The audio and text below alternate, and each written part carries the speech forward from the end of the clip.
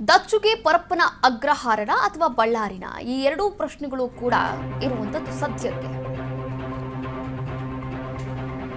ದಚ್ಚುಗೆ ಪರಪ್ಪನ ಅಗ್ರಹಾರನ ಅಥವಾ ಬಳ್ಳಾರಿನ ಕರಿಯನ ಬಳ್ಳಾರಿ ಭವಿಷ್ಯ ಇಂದು ನಿರ್ಧಾರವಾಗಲಿದೆ.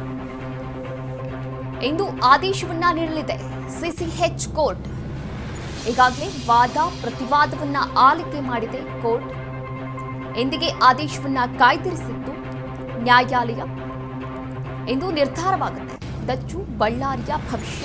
ಅದರ ಜೊತೆಗೆ ಹಾಸಿಗೆ ಮತ್ತು ದಿಂಬಿನ ಆದೇಶವೂ ಕೂಡ ಇಂದೇ ಹೊರಬೀಳಲಿದೆ.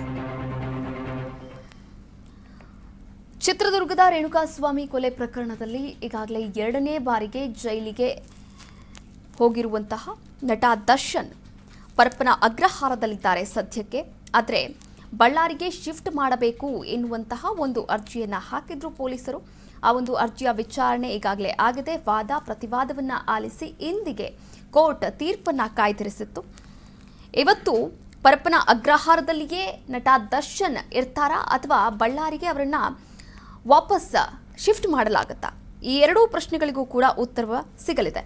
ಅದರ ಜೊತೆಗೆ ಹಾಸಿಗೆ ಮತ್ತು ದಿಂಬು ಬೇಕು, ನನಗೆ ನಿದ್ರೆ ಸರಿಯಾಗಿ ಆಗ್ತಾ ಇಲ್ಲ ಎನ್ನುವಂತಹ ಒಂದು ಮನವಿಯನ್ನು ಕೂಡ ಮಾಡಿಕೊಂಡಿದ್ರು ಘನ ನ್ಯಾಯಾಲಯಕ್ಕೆ. ಹೀಗಾಗಲೇ ಅದರ ಒಂದು ವಿಚಾರಣೆ ಕೂಡ ಆಗಿದೆ.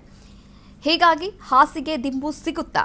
ಪರಪ್ಪನ ಅಗ್ರಹಾರದಲ್ಲೇ ಇರ್ತಾರಾ ಅಥವಾ ಬಳ್ಳಾರಿಗೆ ಶಿಫ್ಟ್ ಆಗ್ತಾರಾ? ಈ ಎಲ್ಲ ಪ್ರಶ್ನೆಗಳಿಗೂ ಕೂಡ ಇವತ್ತು ಘನ ನ್ಯಾಯಾಲಯ ತನ್ನ ಆದೇಶವನ್ನು ನೀಡಲಿದೆ.